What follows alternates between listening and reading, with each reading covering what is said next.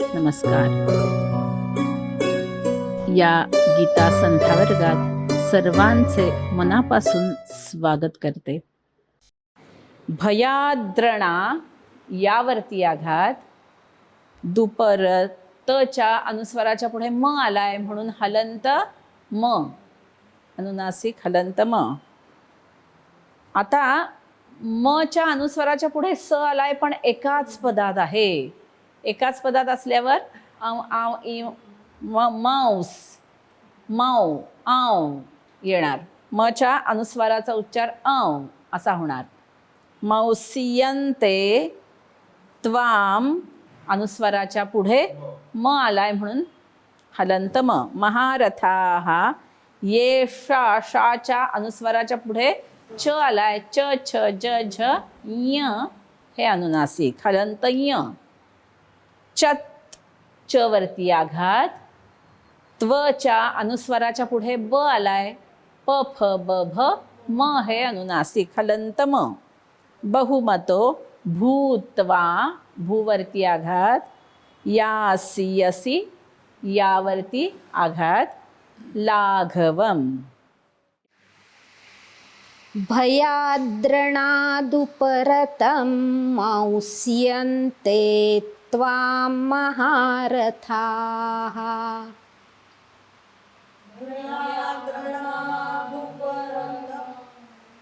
भयाद्रणादुपरतं मौस्यन्ते त्वां महारथाः.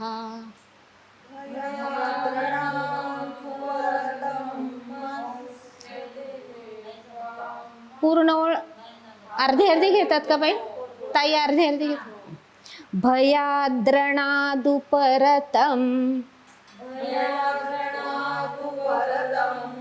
भयाद्रणादुपरतं भयाद्रणादुपरतं म्हणता दोनदा म्हणा.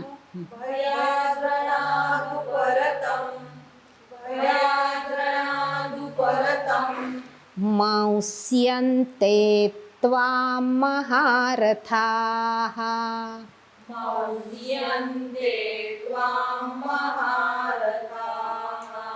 मौस्यन्ते त्वां महारथाः.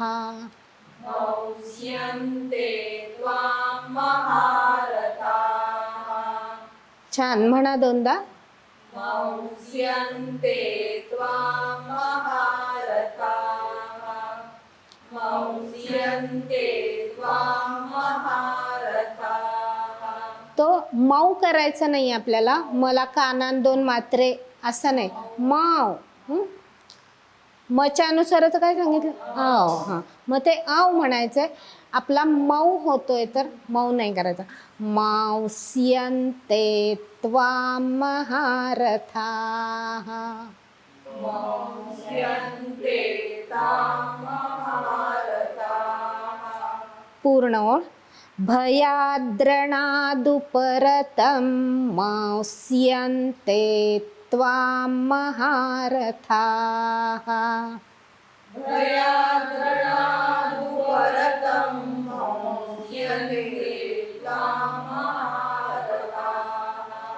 भयाद्रणादुपरतं मौस्यन्ते त्वां महारथाः. भयाद्रणादुपरतं मौस्यन्ते त्वां महारथाः. छान. भयाद्रणादुपरतं मौस्यन्ते त्वां महारथाः. भयाद्रणादुपरतं मौस्यन्ते त्वां महारथाः. भयाद्रणादुपरतं मौस्यन्ते त्वां महारथाः. इथे आपण यावरती आघात घेतलेला आहे ना, त्यामुळे या म्हटलं, या पूर्ण म्हणायचा आणि द्रची सुरुवात करायची. भयाद्रणादुपरतं मौस्यन्ते त्वा, ते नंतर पण त्वाची सुरुवात करायची. मांस्यन्ते त्वां महारथाः.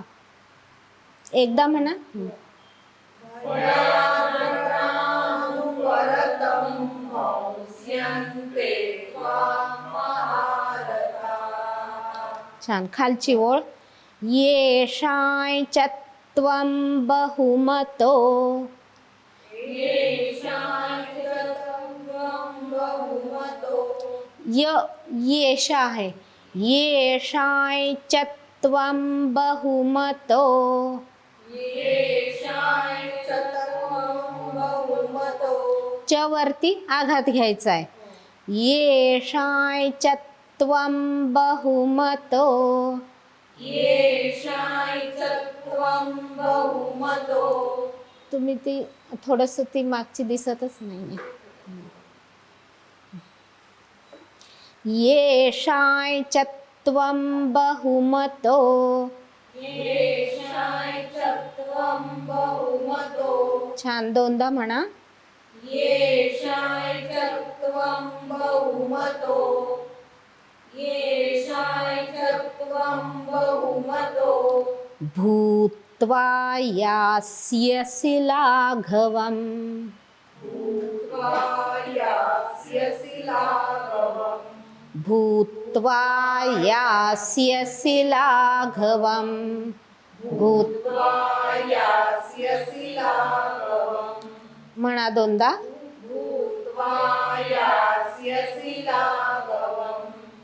भूत्वा यास्यसि लाघवम्. पूर्ण ओळ.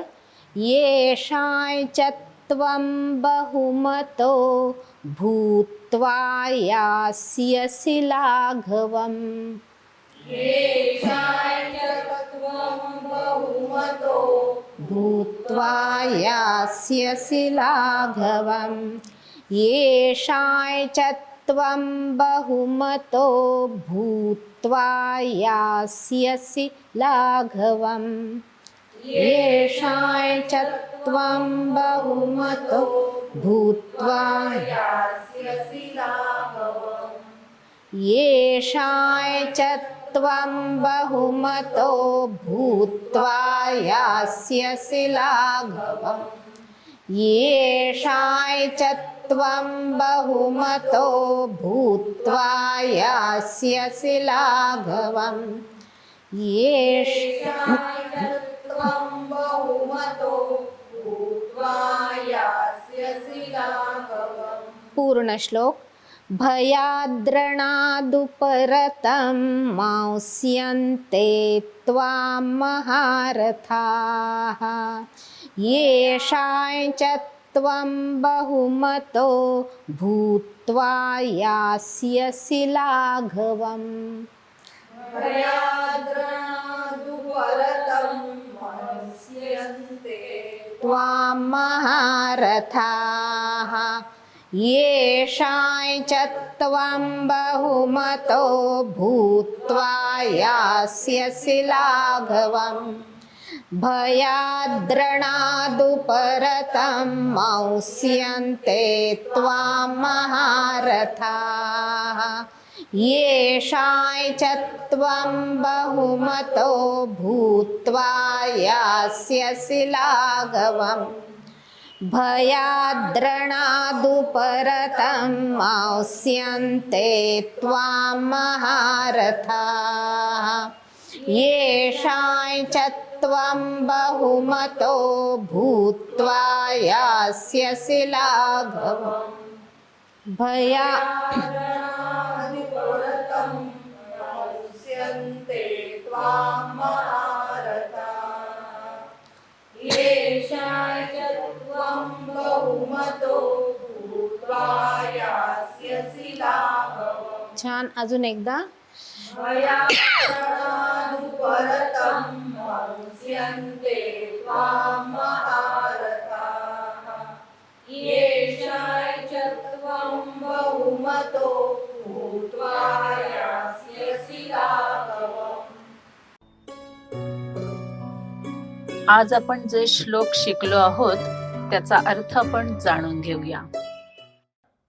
अध्याय 2 श्लोक 35.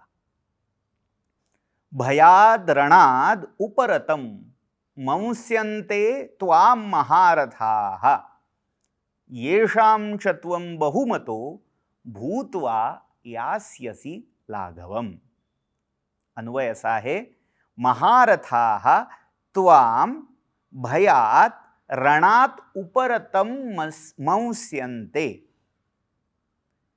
येषां च त्वं बहुमतः भूत्वा लाघवम यास्यसि. अर्थ असा आहे, हे अर्जुना, हे पार्था, भगवंत अर्जुनाला सांगतायत, महारथाः त्वां भयात रणात उपरतम मंस्यन्ते. मन असा धातू आहे आणि त्याचं भविष्यकालीन रूप आहे. मानतील. हे जे महारथी योद्धे आहेत ते काय मानतील, त्यांना काय वाटेल, ते मानतील की हा अर्जुन एवढा आम्ही त्याचं कौतुक करत होतो, त्याला मोठा मानत होतो, पण भीतीने रणातून पळाला. किती भ्याड आहे. लोकांना वाटेल की तू धर्माधर्म विवेक करून हे युद्ध सोडलंस, असं वाटणार आहे का कोणाला? तुझ्या मनात त्याच्या मागची भावना वेगळी असेलही, पण लोक ती भावना लक्षात घेणार नाहीत, हे तू लक्षात घे. भगवंत सांगतायत की अर्जुना, तू एवढा जो नको तो विचार करतोयस, अशोचानन्वशोचस्त्वं प्रज्ञावादांश्च भाषसे गतासून गतासूंश्च नानुशोचन्ति पंडिताः. हे अर्जुना, तू एवढा सगळा विचार करतोयस की काय होईल, कसं होईल, पण हे तू लक्षात घे की ज्या धर्माचा काथ्याकूट करून तू युद्धापासून परांगमुख होण्याचा विचार करतोयस, प्रयत्न करतोयस, तो युद्धाचा मार्ग तुझ्यासाठी धर्माचा मार्ग आहे. आणि तो जर तू सोडलास तर तू धर्म अधर्माच्या भीतीने तू युद्ध सोडलंस असं कोणी म्हणणार नाही. उलट पक्षी लोकांना वाटेल की हा घाबरला युद्धाला, हा भ्याड आहे, हा पळपुटा आहे, आणि त्या भीतीपोटी युद्ध सोडून हा पळाला आहे. तुझी ही जी थॉट प्रोसेस आहे, अर्जुन विषाद योगामध्ये जे जे जे जे काही अर्जुनाने विचार करून ठरवलंय की मी युद्ध केलं तर लोक मरतील, मग ती झाली तर त्यांच्या पत्नी काय म्हणतील, मग त्यांची अवस्था काय होईल, मग कुलसंकर कसा, वर्णसंकर कसा होईल, मग समाजाची सगळी घडी कशी बिघडेल, मग या समाजाची ऱ्हास स्थिती ओढवल्यामुळे मी पापाचा भागी कसा होईन, वगैरे वगैरे वगैरे.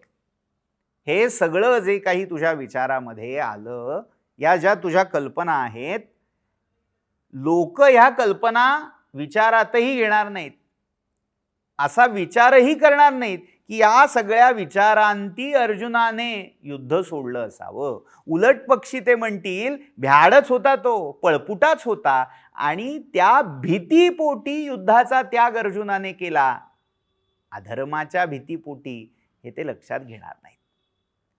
आणि कोणत्याही शूरवीराला, पराक्रमी माणसाला तो भ्याड आहे, तो पळपुटा आहे असं जर कोणी म्हणालं तर त्याच्यापेक्षा त्या शूराला, वीराला अन्य कोणतंही दुःख नसतं.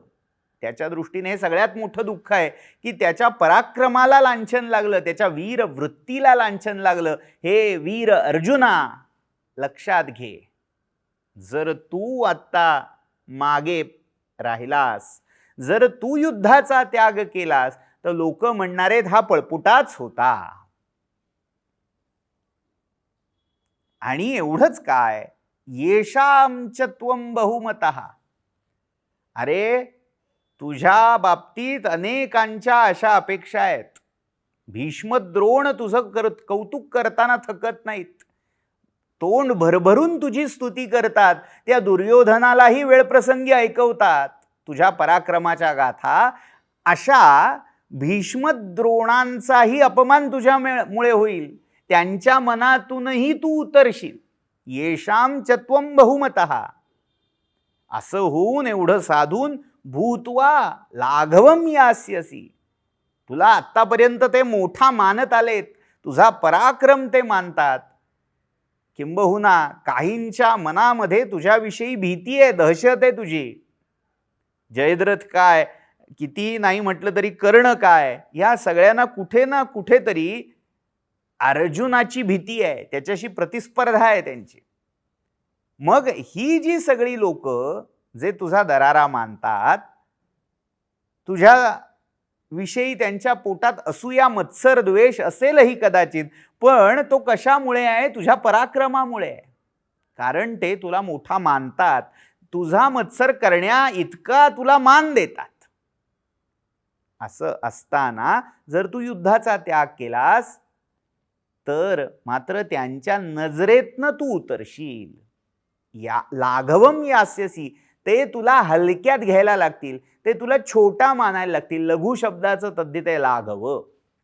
तुला ते कसपटा समान मानायला लागतील. म्हणजे ज्या व्यक्तीला आधी खूप मान होता त्याचा मान राहिला नाही, त्याचा पदोपदी अपमान व्हायला लागला. ज्याला लोक प्रत्येक ठिकाणी आदराने बोलवत होते, तिथे जर त्याची अपकीर्ती पसरली, त्याचं मूल्य राहिलं नाही, तर ह्याच्यापेक्षा अजून वाईट ते काय होणार. त्यामुळे अर्जुना हे लक्षात घे, जर त्या सगळ्यांच्या नजरेत तुला लघु व्हायचं नसेल, तुला छोटं व्हायचं नसेल, खुजं व्हायचं नसेल, जे तुला मान देतात त्यांच्या नजरेतली स्वतःची प्रतिमा तुला सुरक्षित ठेवायची असेल, त्यांना आमचा गैरसमज झाला होता असं वाटायला नको असेल. म्हणजे थोडक्यात तुझ्याविषयी ज्यांना ज्यांना आत्मविश्वास आहे, ज्यांना ज्यांना तुझा भरवसा वाटतोय, तुझ्याकडून अपेक्षा आहेत, त्यांची निराशा या युद्धपरांगमुखतेमुळे तू करशील, ती करू नकोस. कारण तुझ्यावर अनेकांच्या अपेक्षा तुझ्याकडून आहेत, तुझ्यावर या सगळ्या पांडव पक्षाच्या आशा एकवटलेल्या आहेत. म्हणूनही तू युद्ध केलं पाहिजेस, असा या श्लोकाचा अर्थ आहे.